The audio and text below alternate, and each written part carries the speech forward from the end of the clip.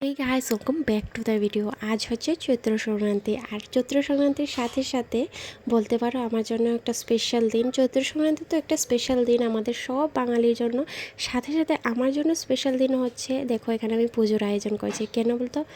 কারণ আমি আজ আমার মামাকে প্রথমবারের জন্য ঘাটে নামাবো। হ্যাঁ, আমাদের মধ্যে একটা রিচুয়াল আছে যে ছোট বাচ্চাদের প্রথম পুজো দিয়ে ঘাটে নামাতে হয়, মানে এমন নদীতে বা যাদের বাড়ি পুকুর আছে তাদের বাড়ি নামাতে হয়, মানে পুকুরে নামাতে হয়।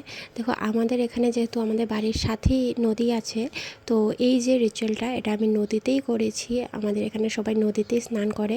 এমন না যে বাড়ি ঘরে পুকুর নেই, সবার বাড়িতে পুকুর আছে, তারপর নদীতে স্নান করার একটা আনন্দই আলাদা। সবাই মিলে আমরা নদীতে গিয়ে স্নান করি। সো আমরা সবসময় যাই না, মাঝে মধ্যে যাই। এই যে ওকে প্রথমবার আমরা নদীতে নামিয়েছি, একটা গঙ্গা পুজো দিয়েছি, দেন ওকে নামিয়েছি। কারণ এটা রিচুয়াল, গঙ্গা পুজো দিতেই হয়। মাকে প্রার্থনা করে বলছিলাম আমার মেয়ের যেন কোনো বড় ধরনের ক্ষতি টতি না হয়, আমার মেয়ে যাতে সুস্থ সবল থাকে।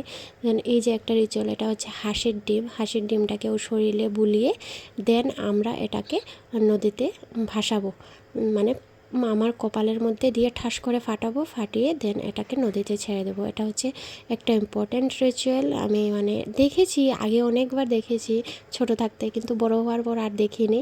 সো আমি কিন্তু ওখানে ব্যথাও পেয়েছিলাম। দেন এটা হচ্ছে আরেকটা রিচুয়াল, একটা প্রসাদের থালি কলা পাতার মধ্যে দিয়ে এটাকে ভাসিয়ে দিয়েছি। এটা হচ্ছে আমার মাম্মার।